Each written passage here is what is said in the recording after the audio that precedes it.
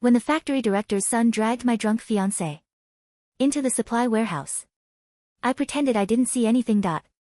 I just turned around and left. Last time, I screwed up my whole life by running in there and beating him up. They even set me up for stealing from the warehouse.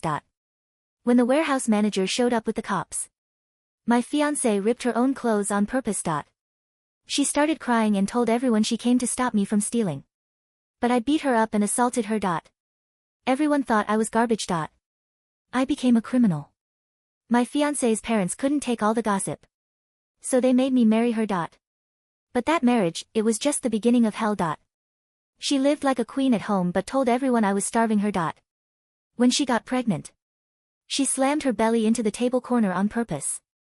And she stood outside crying, saying I abused her and tried to kill our baby. My parents felt sorry for me. They borrowed money from everyone they knew to get her a job. But when she got that job, she framed my dad for stealing steel from the factory. 6 months after my dad went to prison, he died there from getting sick. My mom couldn't handle it and got really sick, too. He died soon after. When that brick wall collapsed on me at the construction site, she didn't call for help. She picked up a brick and smashed it into my head. If you weren't such a busybody, Jeremy and I would have been together by now. We wouldn't have wasted all this time. My head was bleeding and I was buried under all that rubble. When I opened my eyes again, I was standing at the warehouse entrance.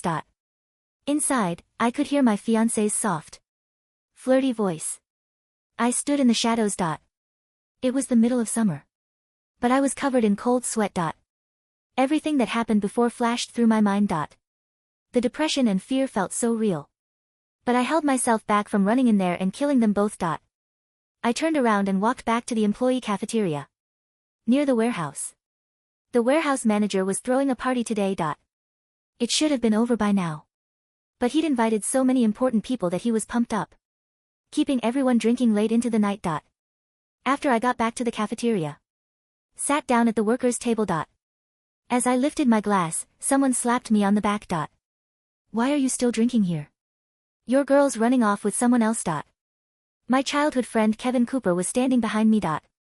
He leaned in and whispered in my ear. He sounded pissed. I snorted and said without turning around, "Cut the crap. She's not my wife yet." I was afraid if I turned around, I'd reach out and strangle him. Last time he stole my college spot when he came home. For winter break, he made sure to visit my house and show off. And we started huge fights between Carly White and me. Shane Carter, why would I marry trash like you? All you do is eat and sleep like a lazy pig. Before I would have defended myself. Don't you know how my college spot got stolen? Oh, my God. What a waste. Did you want me to tell everyone? The factory director's son was harassing me. If I did that, both our families would be screwed. Just admit you're useless and can't even protect your woman. You're trash. You only blame me. I can't take this anymore. She'd even go outside, sit on the ground and pull her hair. She'd cry and say I abused her. The neighbors would beat me up. Even dragged me to the local women's shelter and humiliated me in public. Later, I stopped defending myself. No matter how nasty she got. I just took it silently. When that brick wall knocked me down and I was dying, Kevin ran up in his fancy leather jacket and bell-bottoms to show off. That's when I realized. He'd known all along that Carly and Jeremy were into each other. Sent me over there that day just to steal my college spot. I wasn't falling for his trap again. When Kevin saw I wasn't moving, he anxiously walked over and grabbed my arm. I saw some guy dragging Carly into the warehouse. If something happens to her, how are you going to explain it to her family? I pushed his hand away. Jeremy, our factory director, Stanley Ziegler's son, said he'd take her home. What's the problem? You think he's going to do something? I said it loud enough so the warehouse manager and the directors from nearby factories at the next table could hear. They looked over. What's going on over there? What about Mr. Ziegler's son? I stood up right away and said, annoyed, Mr. Wilson, saying Jeremy's being a creep and trying to make a move on my fiancé. I think Jeremy's a good guy. He wouldn't do that. Stanley's friends jumped into, yeah. We watched that kid grow up. Kevin. You're spreading lies about Jeremy. You want to lose your job. Kevin's knees buckled and he dropped into a chair. He tried to deny it. I didn't spread lies. Hey, I cut him off.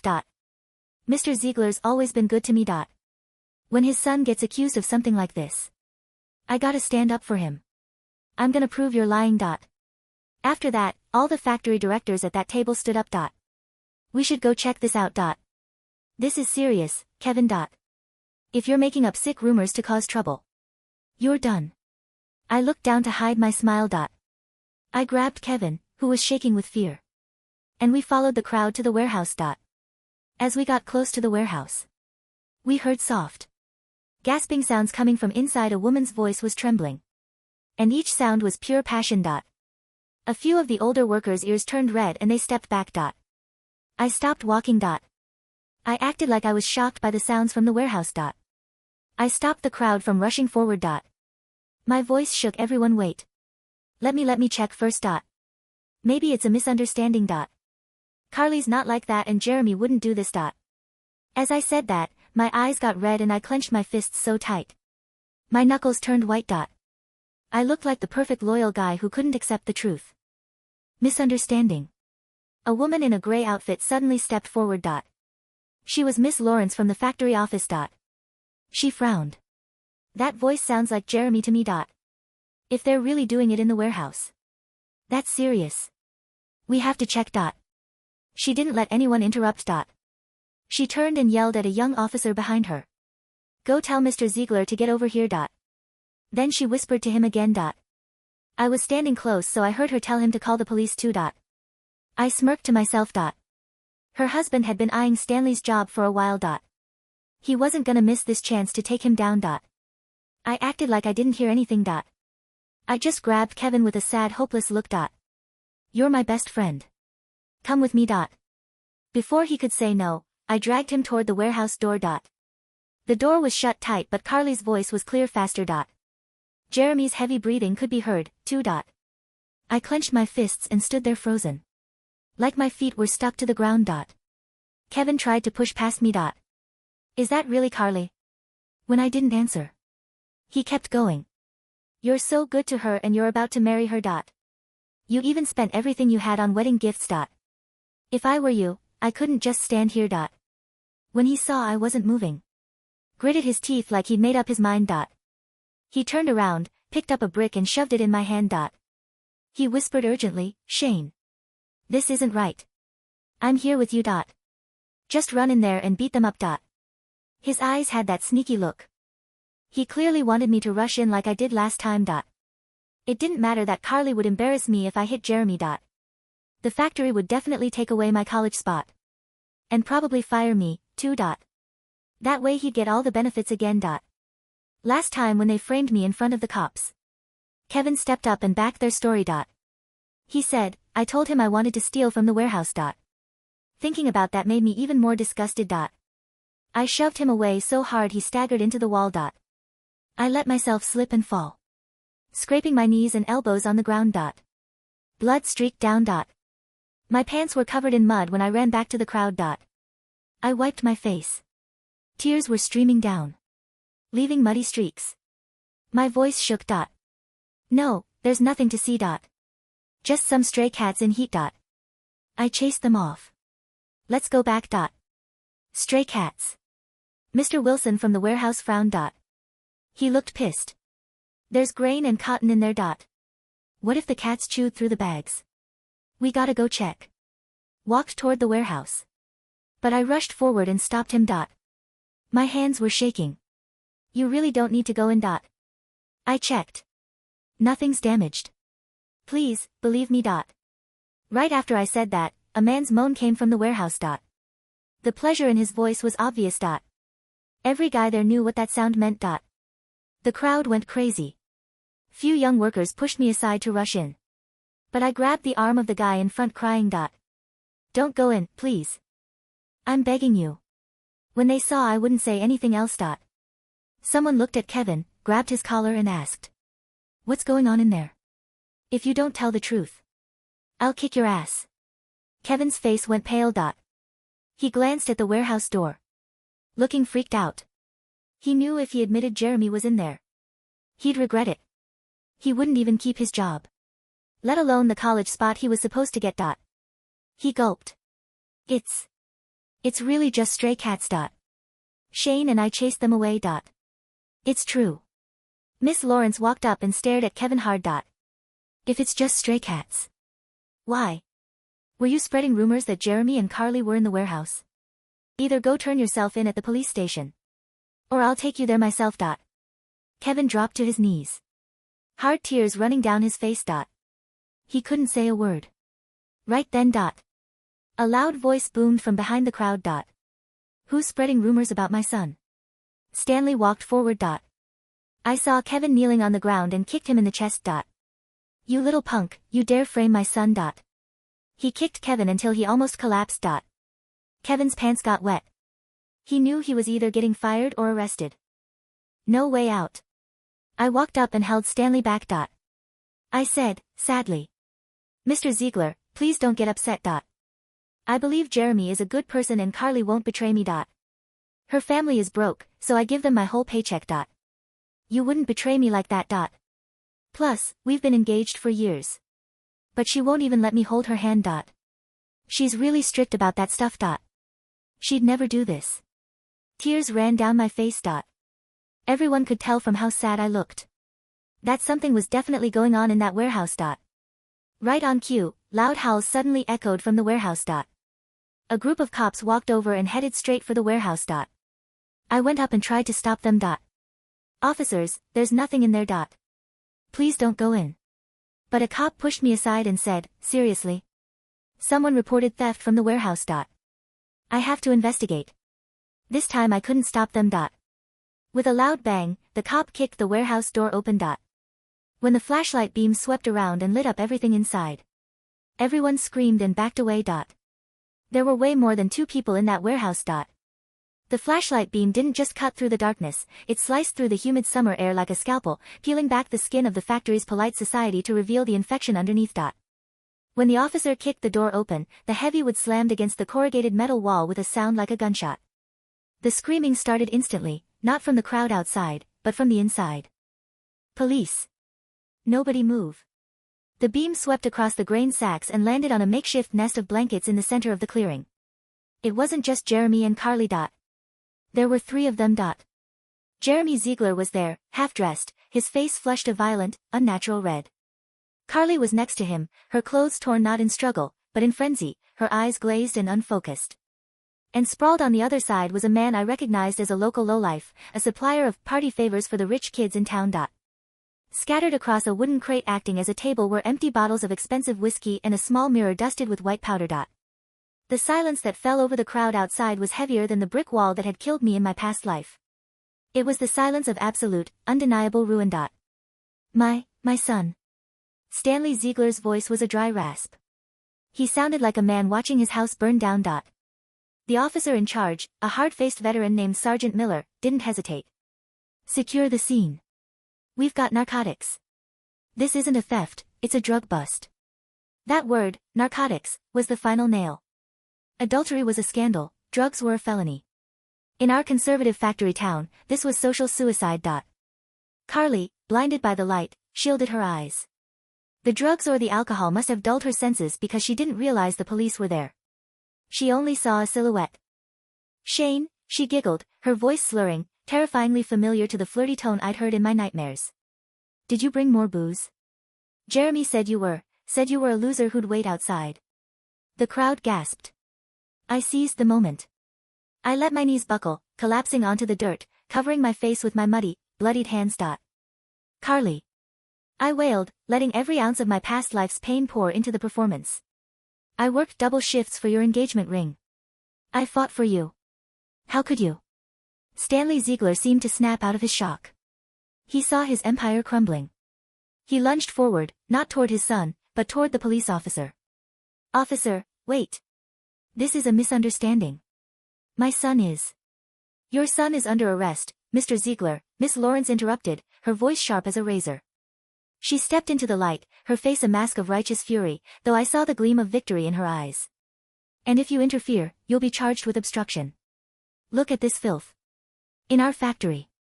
Inside, Jeremy finally sobered up enough to realize what was happening. He scrambled to pull his pants up, kicking the drug dealer awake. Dad? Dad, get them out of here. Tell them who I am.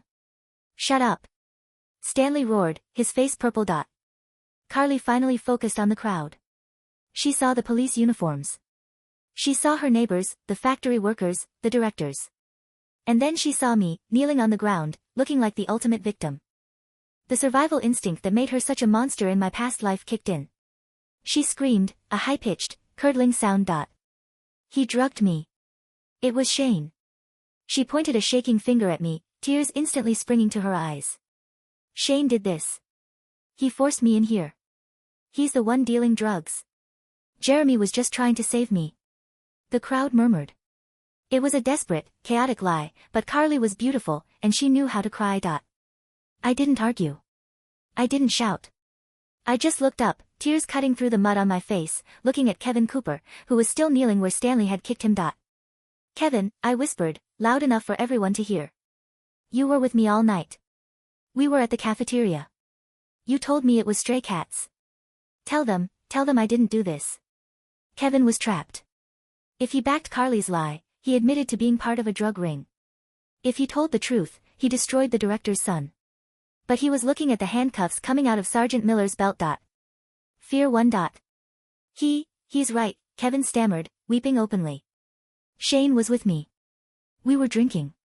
He never went near the warehouse. I was the lookout for Jeremy. The accusation hung in the air. Carly's face went slack. Her shield was gone. Book them all, Sergeant Miller ordered. And get that powder to the lab. The next 3 days were a whirlwind. I played my part to perfection. I didn't leave my house. I let my mother tell the neighbors that I wasn't eating, that I was staring at the wall, heartbroken. Sympathy is a currency, and I was suddenly the richest man in town. In my previous life, I was the violent thug who beat his fiance. In this life, I was the hardworking, loyal boy whose heart was shattered by a rich predator and a slutty fiance. On the 4th day, the factory made its move. Miss Lawrence's husband, Mr. Henderson, took over the investigation. Stanley Ziegler was placed on administrative leave pending an inquiry into management negligence. I was summoned to the main office. When I walked in, heads bowed. Men who used to look past me now patted my shoulder. Stay strong, son, they'd say. Mr. Henderson was sitting behind the big oak desk, Stanley's desk. Shane, he said, gesturing to a chair. I want to apologize on behalf of the factory. What happened to you was regrettable. I just wanted to go to college, sir, I said softly, looking at my hands. I just wanted to make a life for us. And you shall, Henderson said firmly. The board has reviewed the college recommendation list. Jeremy Ziegler's nomination has been rescinded, obviously. Given your academic record and recent events, the spot is yours. Full scholarship. It was the first victory. But I knew it wasn't enough. Stanley was down, not out. And Carly. Carly was a cockroach. She would survive a nuclear blast. When I got home that evening, I found visitors in my living room.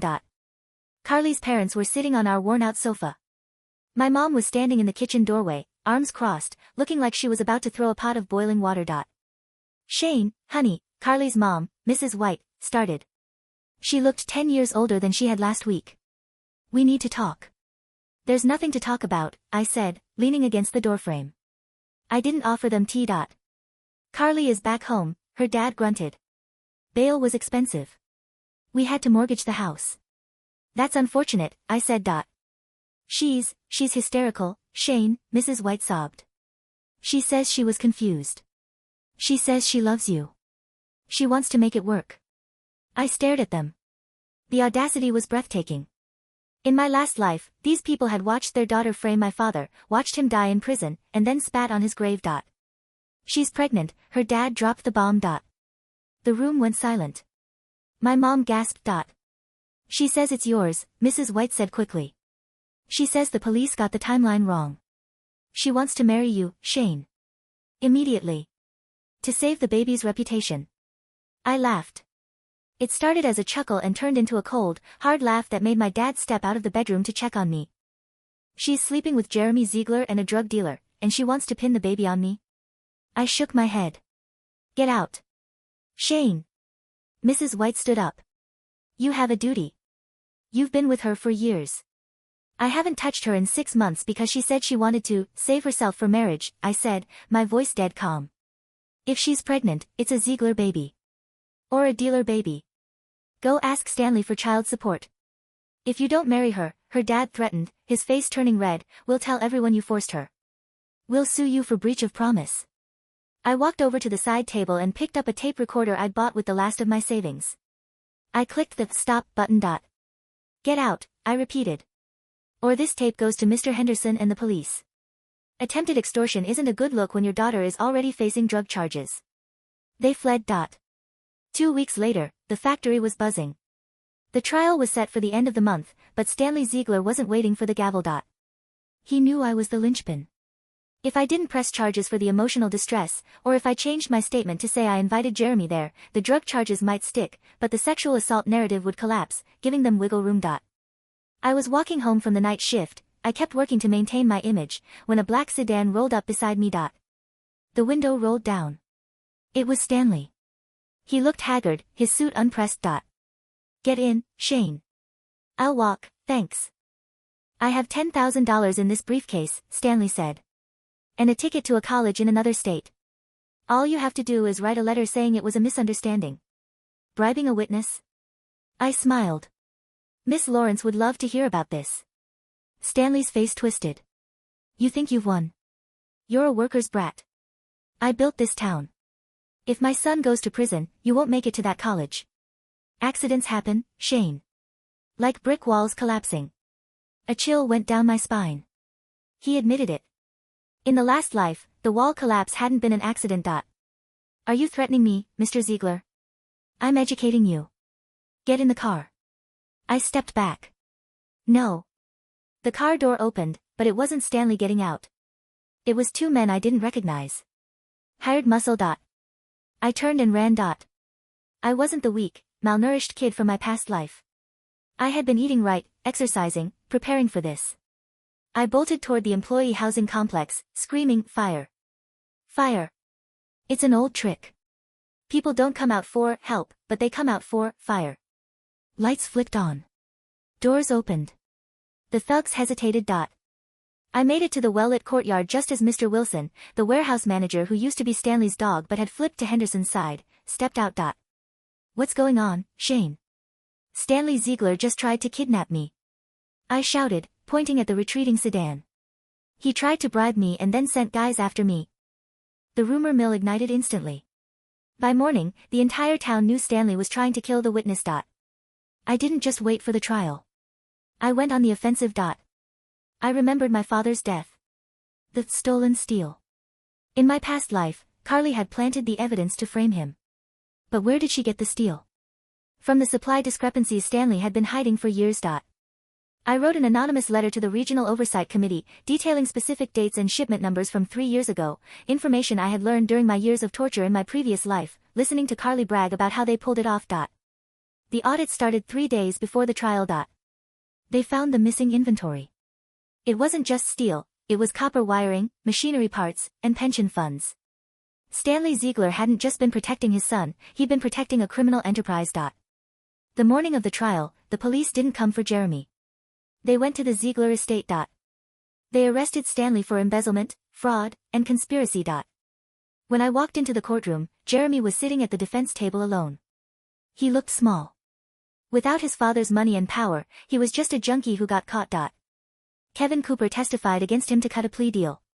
He spilled everything, the plan to steal my college spot, the drugs, the mockery of my relationship with Carly. Then it was Carly's turn. She entered the courtroom wearing a loose white dress, trying to look innocent. Her belly was slightly swollen. She looked at me with teary eyes, mouthing, "I love you." The prosecutor, a shark hired by the new factory administration, didn't give her a chance to breathe. "Miss White, did you or did you not accept gifts totaling $5,000 from Jeremy Ziegler while engaged to Mr. Carter?" We were just friends." "Did you or did you not tell the triage nurse at the hospital that the father of your child was the rich one?" The courtroom erupted. Carly crumbled. She started screaming, blaming her parents, blaming Jeremy, blaming me. She looked ugly, her face twisted in hate. The queen was gone. All that was left was the rot. The sentence was handed down. Jeremy Ziegler, 8 years. Possession with intent to distribute, statutory rape. The third girl in the warehouse was underage, a fact that came out during the investigation, and public indecency. Stanley Ziegler, 15 years. RICO charges, embezzlement. Kevin Cooper, 2 years probation. He was fired and blacklisted from every factory in the state. Carly White, she wasn't charged with a felony, but she was sentenced to something worse. Her parents kicked her out when the money stopped coming. The Zieglers were ruined, so there was no payout. She came to my door the night before I left for college. It was raining. A cliché, but the universe has a sense of irony. She knocked. I opened the door. She was soaked, shivering, holding her stomach. Shane. Please. I have nowhere to go. My parents, they said I'm a whore. I have no money. I looked at her. I looked for the love I used to feel. I looked for the pity. I found nothing. Just a cold, blank space where my heart used to break. You should go to the women's shelter, I said. The one you dragged me to in the last, the one you dragged me to in your lies. They help people like you. Shane, it's your baby. It could be. We both know that's a lie, Carly. Goodbye. I'll die out here, she shrieked, grabbing the doorframe. If you close this door, I'll kill myself. In my past life, that threat would have made me kneel. That's your choice, I said. I closed the door. I locked the deadbolt. I turned off the porch light. I went back to the kitchen where my mom was packing sandwiches for my train ride. My dad was reading the paper, looking healthy, his lungs clear of the prison sickness that had killed him before. Who was that? Mom asked. Nobody, I said. Just a stray cat. I got on the train the next morning. As the factory town faded into the distance, the gray smoke and the brick walls disappearing behind the horizon, I felt the phantom weight of the rubble finally lift off my chest. College was hard, but I was hungry. I studied engineering. I didn't drink. I didn't date for 2 years. I focused on building a foundation that couldn't be knocked down by a lie. I heard rumors from home occasionally. Stanley died in prison 2 years into his sentence, heart attack, they said, but I knew prison justice. Kevin Cooper became a drunk, sweeping floors at a mechanic shop, telling anyone who would listen that he used to be friends with the famous engineer Shane Carter. And Carly? She didn't kill herself. She was too selfish for that. She had the baby, a boy that looked exactly like Jeremy. She stayed in town, trapped. She worked as a waitress at the diner where the factory workers ate. 5 years later, I came back for a visit.